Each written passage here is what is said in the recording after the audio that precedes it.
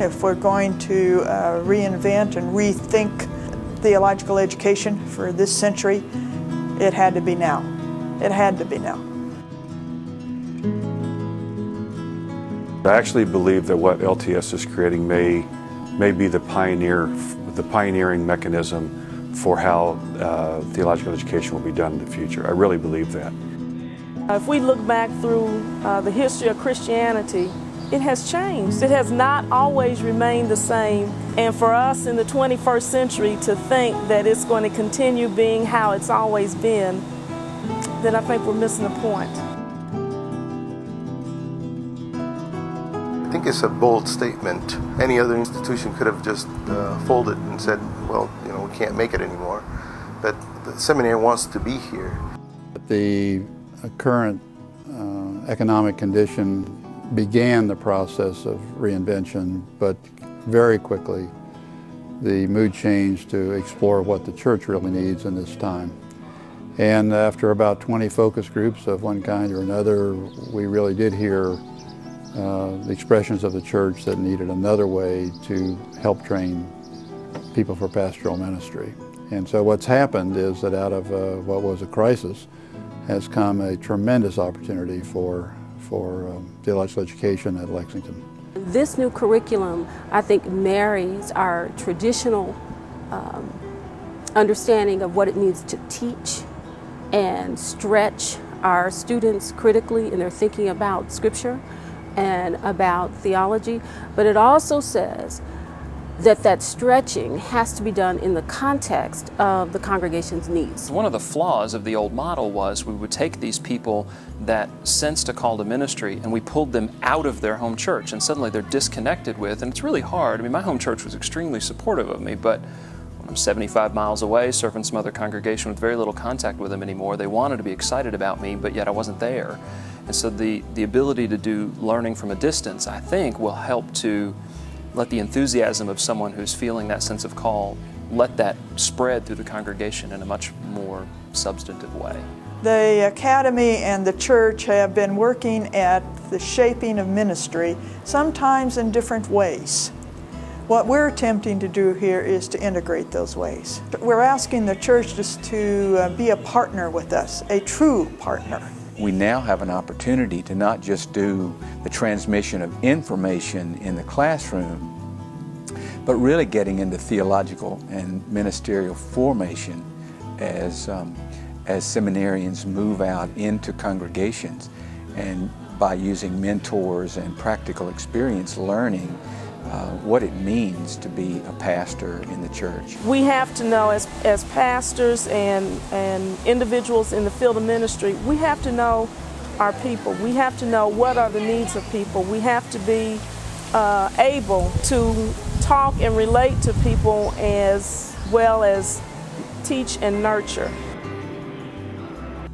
It's true that we're moving to a new model of education where our students will not be on campus as much as they were in the past. It will not be that same traditional residential community.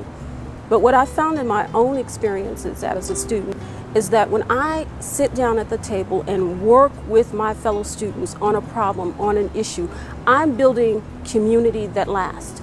The face-to-face now will be done through the gift of technology.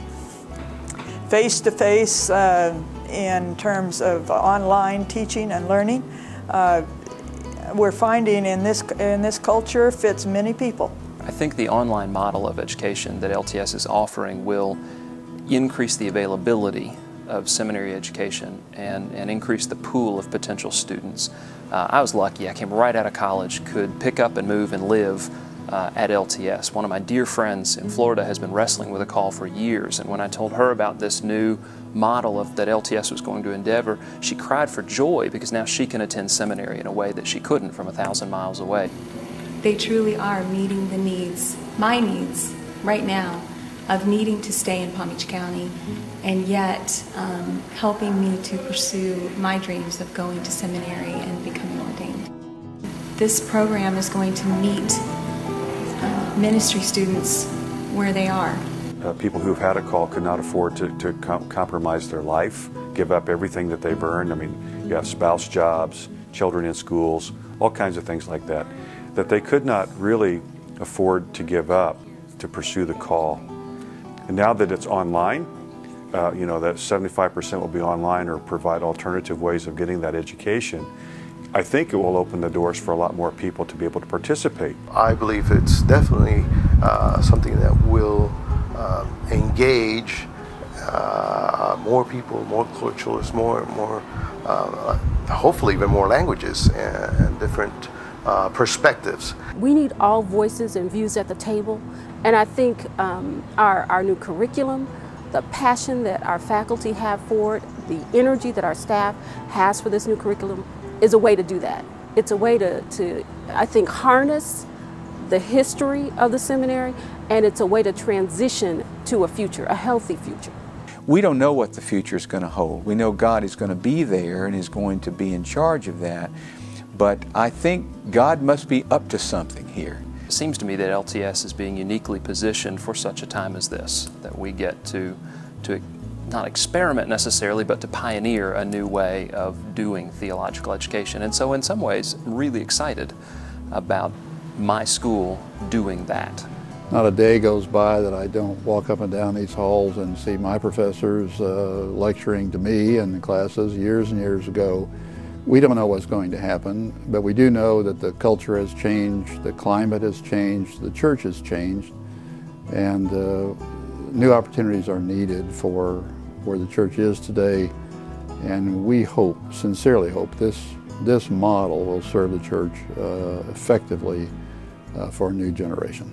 We serve a God that allows us to envision and see new things and bring new things into our being that will help us to be in close relationship. So my theme is envision the possibilities.